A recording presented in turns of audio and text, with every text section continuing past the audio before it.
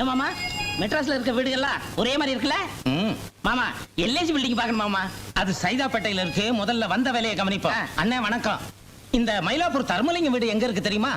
கஸ்மாலா மயிலாப்பூர் 1000 தர்மலிங்கங்கிறான். நான் எவனை கண்டுக்கிறது? மூஞ்சில என் கையா வைக்க போயா காலங்காத்தால. என்ன மாமா மெட்ராஸ்காரங்களுக்கு மரியாதை தெரியாது போல் இருக்கு. நான் போய் அடிச்சு வந்துட்டேன். இருப்பா, வந்த வேலையை கவனிப்போம். தருமலிங்கத்தை எப்படி கண்டுபிடிக்கிறது?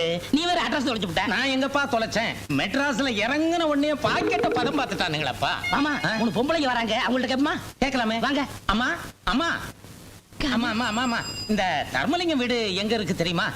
எந்த தர்மலிங்கம்? அதான் இந்த மயிலாப்பூர் தர்மலிங்கம். மதுரை மில்லு ஓனர் வீட்டுல சம்மந்தம் வச்சிருக்கானே அந்த கேடி பேதான்.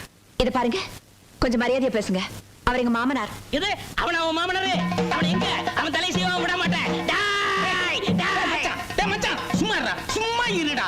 ஏமா மெட்ராஸ்காரங்க புத்திய காட்டிட்டீங்களம்மா. உங்க மாமனார்லாம் ஒரு மனுஷனா?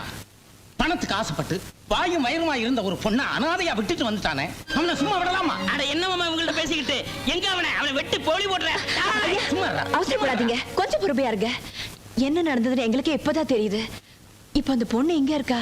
அந்த பிள்ளைதாச்சி பொண்ணு மனசு உடைஞ்சு போய் இனிமேல நம்ம எதுக்கு வாழணும், செத்து போயிடலாம்னு சொல்லி ஆத்துல குதிச்சிருச்சுமா. நல்ல வேளை மாடு கழுவிக்கிட்டு இருந்த என் மச்சான் பார்த்து காப்பாத்திட்டான். இல்லன்னா அதோட நிலைமை என்ன ஆயிருக்கும்?